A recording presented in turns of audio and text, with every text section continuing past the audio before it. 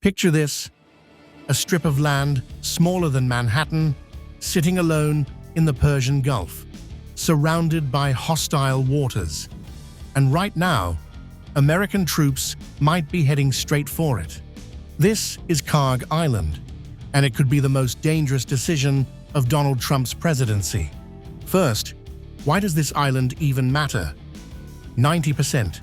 That's how much of Iran's oil exports flow through Kharg Island. Not half, not most, nearly all of it. Every barrel Tehran sells to keep its economy breathing, its military funded, its government standing, it moves through this one tiny island. It sits just 16 miles off Iran's coast.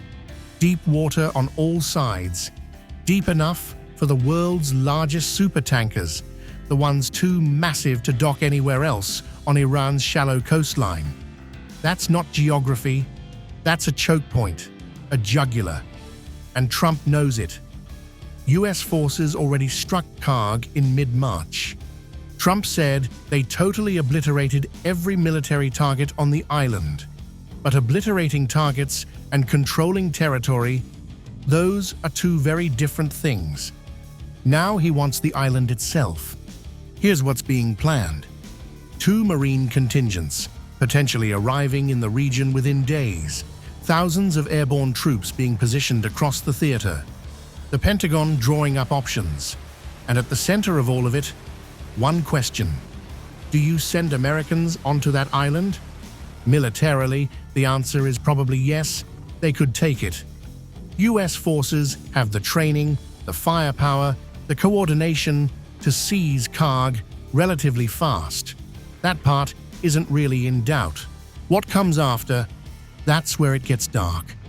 The moment American boots hit that island, the clock starts ticking.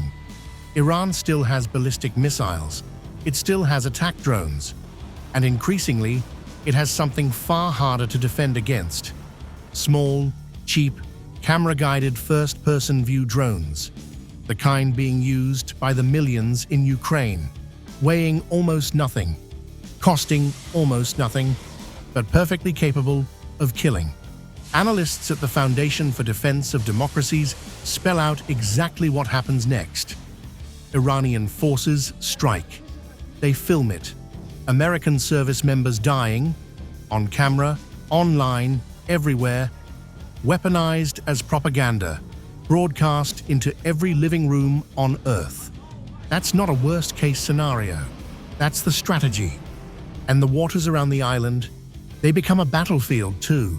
Iran's response could include flooding the Gulf with naval mines, floating, drifting, invisible beneath the surface. The shipping lanes are already badly disrupted. Add thousands of mines and they become essentially impassable.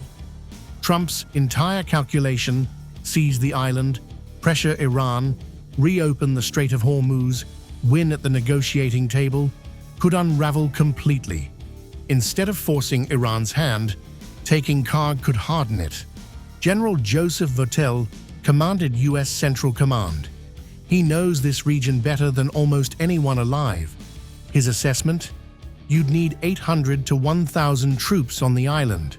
But troops need supplies. Supplies need ships. Ships need escorts.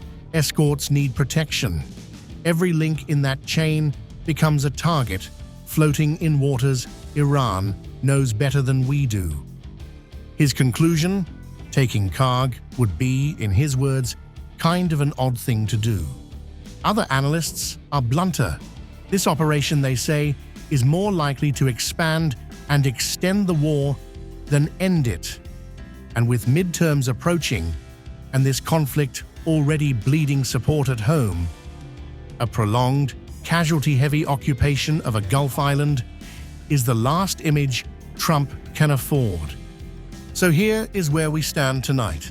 An island the size of a small town. 9/10 of Iran's economic oxygen.